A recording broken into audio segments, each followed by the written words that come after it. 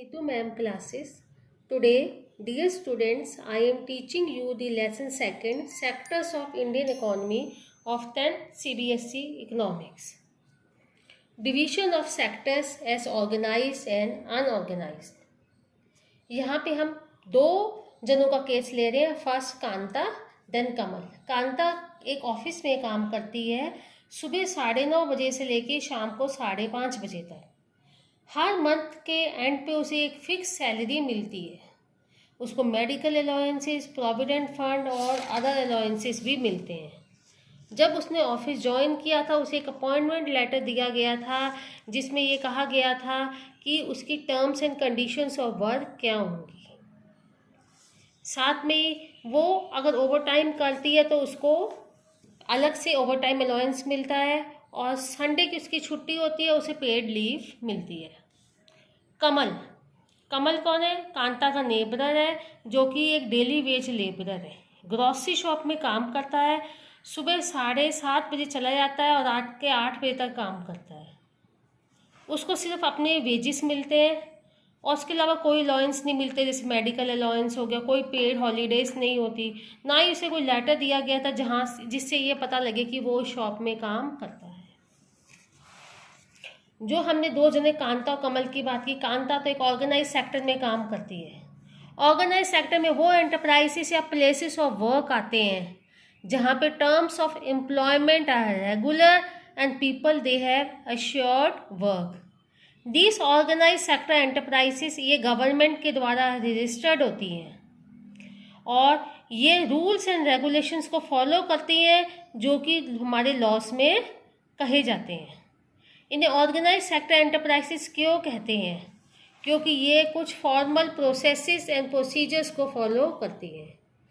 यहाँ पे काम करने वाले लोगों के वर्किंग आवर्स फिक्स होते हैं, ओवर टाइम अलाउंस मिलते हैं अगर वो ओवर टाइम करते हैं, मेडिकल अलाउंस मिलते हैं, रिटायरमेंट पर पेंशन मिलती है, प्रोविडेंट फंड अलाउंसेस होते हैं. साथ में ही इस सेक्टर में कौन आता है? Some people who are not employed by anyone but they work of their own. अब हम कमल की बात करते हैं जो कि ग्रोसरी शॉप में काम करता है. वो एक अनऑर्गेनाइज सेक्टर में काम करता है. कमल कहाँ काम करता है? एक अनऑर्गेनाइज सेक्टर में. अनऑर्गेनाइज सेक्टर में स्मॉल एंड स्केटर्ड यूनिट्स आती हैं जिन पे गवर्नमेंट का कंट्रोल नहीं होता.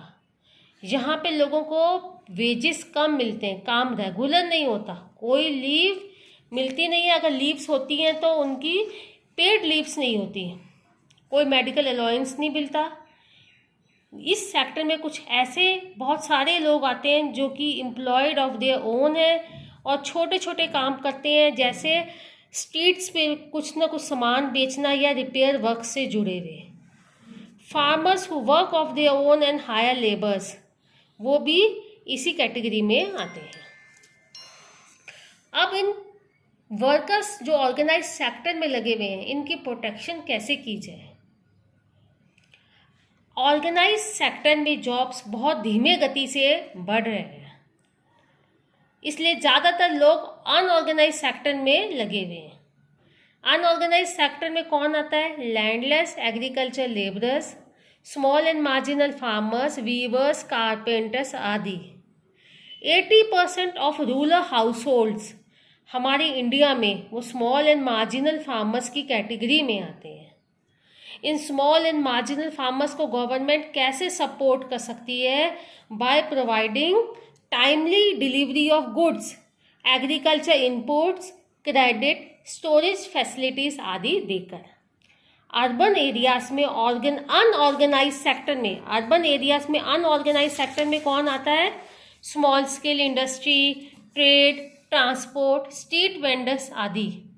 स्मॉल स्केल इंडस्ट्री को भी गवर्नमेंट के सपोर्ट की बहुत ज़रूरत है. गवर्नमेंट उनको कैसे सपोर्ट कर सकती है? By helping them in procuring raw material and marketing of their output.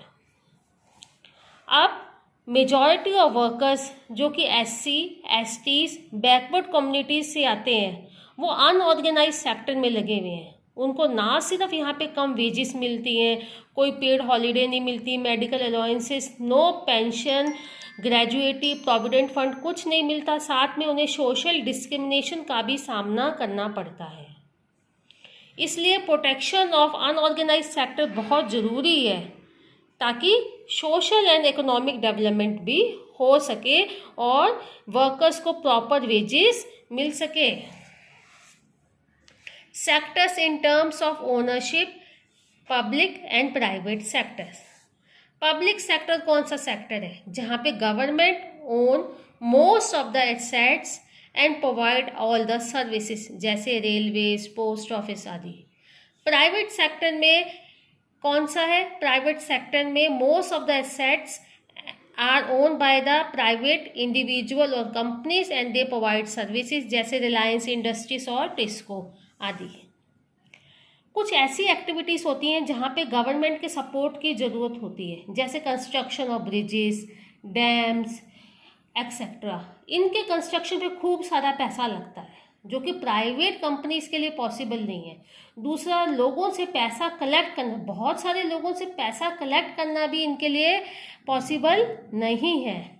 इसलिए ऐसी एक्टिविटीज़ में गवर्नमेंट को इन्वेस्ट करना पड़ता है। Secondly, producing and supplying electricity, ये भी प्राइवेट कंपनीज के लिए पॉसिबल नहीं है, क्योंकि इनमें खर्चा बहुत ज़्यादा आता है और इंडस्ट्रीज़ को उस रेट पे देना at the cost of production, तो इंडस्ट्रीज़ की कॉस्ट बहुत बढ़ जाएगी। इसलिए गवर्नमेंट क्या करती है, उन्हें रेट कम पे देती है इलेक्ट्रिसिटी। और भी कई सारी एक्टिविटीज़ होती है जहाँ पे प्रोवाइड करना गवर्नमेंट की रिस्पॉन्सिबिलिटी है, जैसे government must spend on providing health and education facilities. Further, government should also pay attention on provision of safe drinking water, housing facilities for poor, and take care of poorest and most ignored section through spending in such areas. Thank you.